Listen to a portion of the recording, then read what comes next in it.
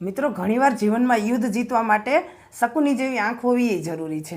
આપણે જાણીએ છીએ કે મહાભારતનું યુદ્ધ થવાનું હોય છે ત્યારે દુર્યોધન અને અર્જુન બંને કૃષ્ણ ભગવાન પાસે સેના માંગવા જાય છે.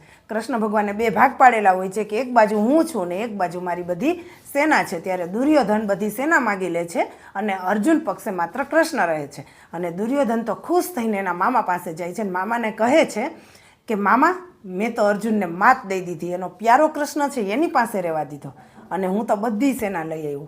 ત્યારે જે શકુની જવાબ આપે છે એ સમજવા જેવો છે. એ કહે છે કે ભાંજે તું તો ગયા. કારણ કે શકુની સમજતા હતા કે આ સેના શું કરી શકવાની, આ એકલો કૃષ્ણ હજારો પર ભારે છે.